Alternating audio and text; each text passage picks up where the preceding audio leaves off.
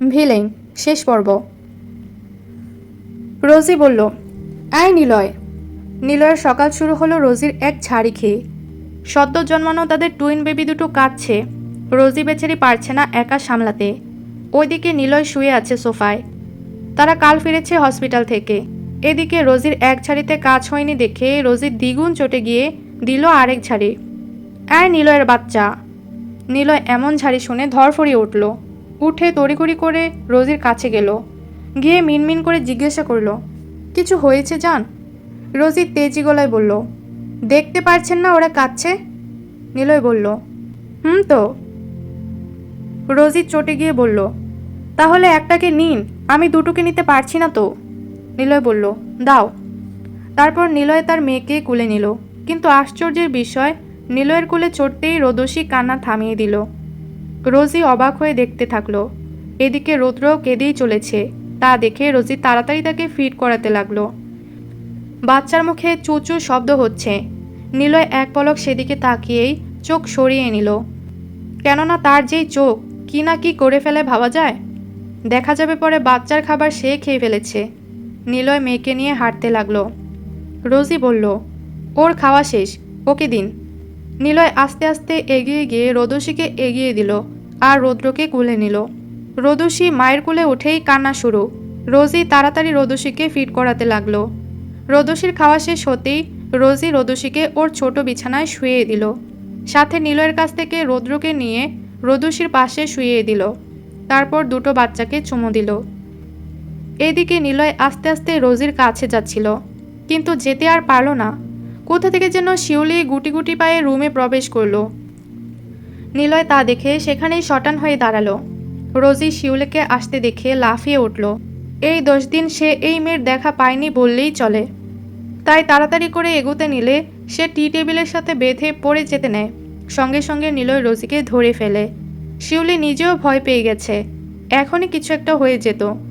নিলয় রোজির পেট জড়িয়ে ধরে কানে কানে ফিসফিস করে বলল, আজকে তোমার খবর আছে রাতে, রেডি থেকো। কাবার্ডে একটা ড্রেস রাখা আছে, পরে থাকবে সেটা। বলে রোজির দিকে না তাকিয়ে অফিসের উদ্দেশ্যে বের হয়ে গেল নিলয়। রোজি আহাম্মকের মতো নিলয়ের যাওয়ার পানে তাকিয়ে থাকলো। কি বলল এই লোক, কিছু তো বুঝলো না। এত সব কথার মাঝে শিউলি হালকা হাতে রোজির কাঁধে চাপ দিল। শিউলি এতদিন রোজির কাছে যেতে পারেনি, কেননা রেদওয়ান শিউলিকে যেতে দেয়নি। তার শিউলি প্রেগনেন্ট বলে বাসায় রেস্ট নিতে বলেছে। এমন না যে শিউলি রোজির কাছে যেতে চায়নি, খুব করে সে রোজির কাছে যেতে চেয়েছে, কিন্তু রেদওয়ান তাকে যেতে দেয়নি। রেদওয়ান তাকে ধরে না রাখতে পেরে নিলয়কে দিয়ে কথা বলিয়েছে। তাই নিলয়ের কথা মতো সে থেকে গিয়েছে বাড়িতে। নীরবতা ভেঙে রোজি বলল, কি রে, তোর পুচকু আসবে শুনে আমি পুরো অবাক হয়ে গিয়েছি রে। শিউলি বলল, আমি নিজেও, আমারও তোর মতো বেবি হবে, আহা। রোজি বলল, রেদু ভাইয়ের রিয়াকশন কেমন ছিল? শিউলি বলল, আমি অজ্ঞান ছিলাম রে। এভাবে তারা নানান কথা বলতে লাগলো। আশা গিয়েছে তাদের বাড়ি। তাদের মা অসুস্থ, তাই সে দেখাশোনা করবে। রোজির নিউলি বেবি হয়েছে। রোজিকে কোনোভাবে আটকে রাখা যাচ্ছিল না। সে যাবে মানে যাবেই। তাই নিলয় রোজিকে অনেক বুঝিয়েছে, কিন্তু রোজি শুনেনি। আর না পেরে রোজির মা রোজিকে কসম দিয়েছে না আসার জন্য। তাই রোজি মার ওপর রাগ। শিউলি এতদিন আশার সাথেই মায়ের খেয়াল রাখছিল। শিউলি রোজি ও আশার মাকে নিজের মা মনে করে, মা বলেই ডাকে। রোজির মাও তাদের সন্তান 3টা দাবি করেন। রাতে যে যার মতো শুয়ে পড়েছে।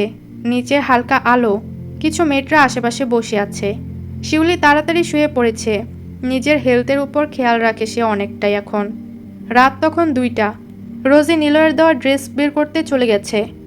কাবার্ড খুলে দেখলো একটা bodycon dress, dark cherry red colour, সাথে একটা চিরকুট, সেখানে লেখা, জান, ড্রেসটা পরবে, তবে ইনার ছাড়া।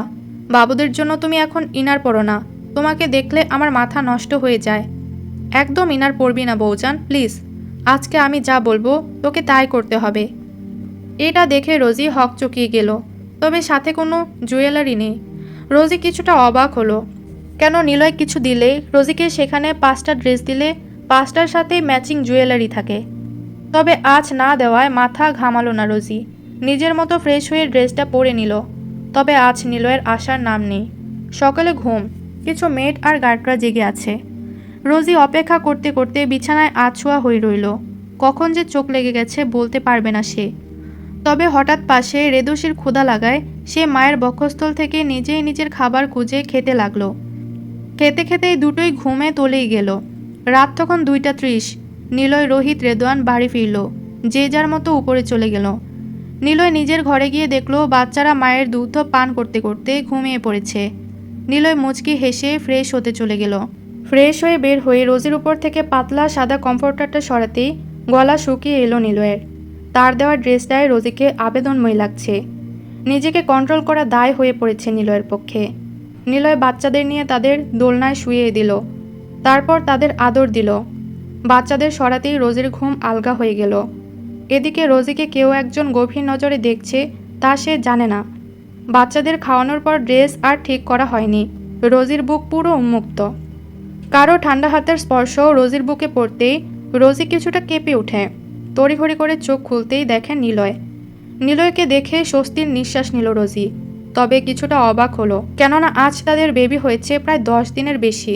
কাল তারা হসপিটাল থেকে এসেছে, যেখানে বাচ্চা হওয়ার 2-3 দিন পর ডিসচার্জ করা হয়।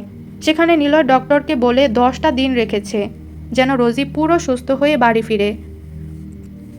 রোজি নিলয়ের দিকে তাকিয়ে থাকতে থাকতে কথাগুলো ভাবছিল। হঠাৎ নিলয় রোজির ঠোঁটে হামলা চালালো। তা দেখে রোজির চোখগুলো বড় বড় হয়ে ওঠে। নিজেকে ছাড়ানোর চেষ্টা চালাতে থাকে রোজি, কিন্তু নিলয়ের ছাড়ার কোনো আগ্রহ নেই বললেই চলে। এদিকে রোজির দম বন্ধ হয়ে আসছে। রোজি বুঝে গেছে আজ তার ছাড় নেই। প্রায় 3 মাস নিলয়ের কাছ থেকে দূরে থেকেছে। আজ তার শোধ নিয়েই ছাড়বে নিলয়। নিলয় জানে এখন রোজি পুরো সুস্থ, তাই আজ সে রোজিকে ছাড়বে না। অনেকক্ষণ পর নিলয় রোজির ঠোঁট ছেড়ে রোজিকে কুলে তুলে নিল। রোজি বলল, নিলয় ছাড়ুন, আমার ড্রেস ঠিক নেই তো। নিলয় বলল, তো কি হয়েছে? রোজি বলল, উফ, আপনি একটা। নিলয় রোজির কথা শেষ করতে দিল না। রোজিকে বিছানায় শুয়ে রোজির উপর এক প্রকার লাফিয়ে উঠল নিলয়। রোজির ছোট্ট দেহখানা ঠাসা পড়ল নিলয়ের পেটানো শরীরের নিচে। রোজি বলল, নিলয় উঠুন, এত ভারী কেন আপনি? নিলয় বলল, জান, আজকে একটু সহ্য করে নাও আমায় প্লিজ। রোজি ভয় পেল। রোজি বলল, না না ছাড়ুন, আমার ভয় করছে। নিলয় বলল, না জান, আজ বাধা দিয়ে মাথা গরম করো না প্লিজ। নিলয় আর কিছু বলল না, রোজির মাঝে ডুব দিল। গভীর রাত। দুটো মানবীর গভীর নিঃশ্বাসের শব্দ আর হালকা চাপা কান্না জানান দিচ্ছে তাদের গভীর ভালোবাসার। রোজি বলে, নিলয় ছাড়ুন, এখন আর পারছি না। নিলয় বলল, আজ কোনো কথা নয়, আজ ছাড়ছি না তোমায়। আজ নিলয় কোনো বাধা মানল না। রোজিকে বসিয়ে নিয়ে গেল এক অজানা সুখে। বেঁচে থাকুক তাদের একে অপরের উপর ভালোবাসা। এটুকুই ছিল ভিলেন গল্পের শেষ পর্ব। পরবর্তীতে আরও ভালো ভালো গল্প দেওয়ার চেষ্টা করব, আর গল্পগুলো আরও ভালোভাবে উপস্থাপন করার চেষ্টা করব। গল্পে কোনো ভুল ত্রুটি থাকলে অবশ্যই ক্ষমার দৃষ্টিতে দেখবেন এবং অবশ্যই কমেন্টে জানিয়ে যাবেন গল্পটা আপনাদের কেমন লাগলো।